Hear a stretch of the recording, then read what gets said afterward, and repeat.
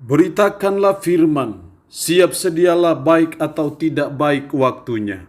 Shalom, puji Tuhan, karena Tuhan, kemurahan Tuhan, kita boleh ada lagi dalam renungan harian di hari ini. Nats firman Allah yang akan kita renungkan bersama di hari ini, saya ambil dari Markus pasal 1, ayat 40 sampai dengan ayatnya yang ke-45. Secara khusus saya akan baca ayat 40 sampai dengan ayatnya yang ke-42.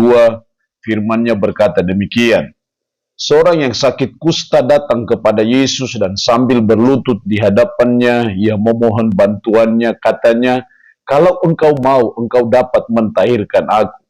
Maka tergeraklah hatinya oleh belas kasihan, lalu ia mengulurkan tangannya, menjamah orang itu dan berkata kepadanya, "Aku mau, jadilah engkau tahir." Seketika itu juga lenyaplah penyakit kusta orang itu dan ia menjadi tahir. Demikian sabda firman-Nya hari ini yang mengajar dan menasihati kita mengalami pertolongan dari Tuhan.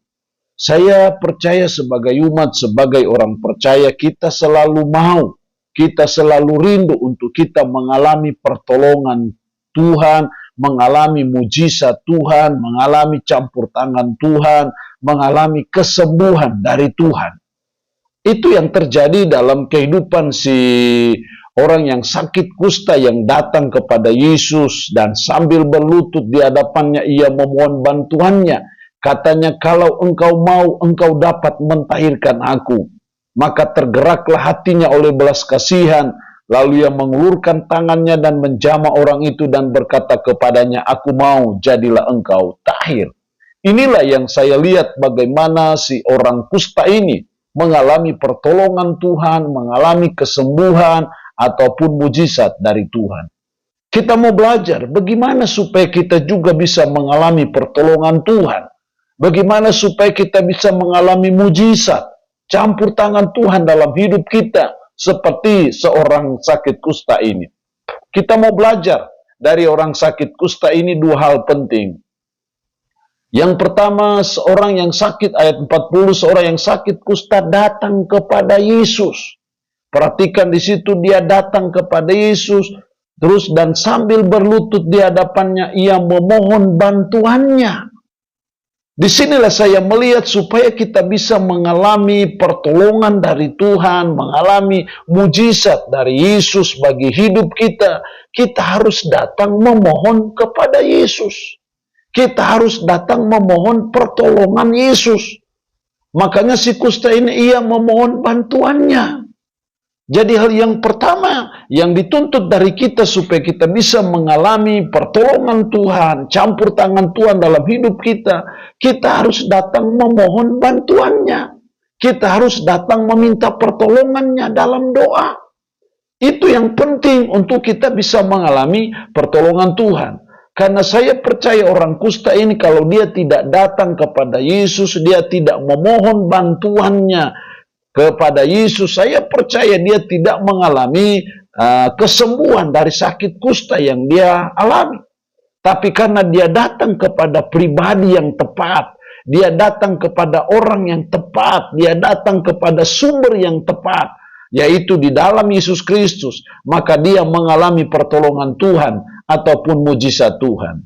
Yang kedua, untuk kita bisa mengalami pertolongan ataupun mujizat Tuhan bagi kita, dalam ayatnya yang ke-40 tadi bagian terakhir, "Kalau engkau mau, engkau dapat mentahirkan aku." Kalau engkau mau, engkau dapat mentahirkan aku. Jadi orang kusta ini, dia percaya kalau Yesus dapat mentahirkan dia.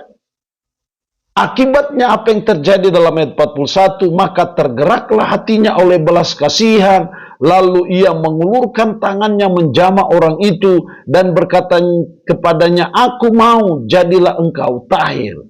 Hal yang kedua yang saya perhatikan di sini untuk kita mengalami pertolongan Tuhan seperti orang sakit kusta ini, kita harus percaya kepada Yesus.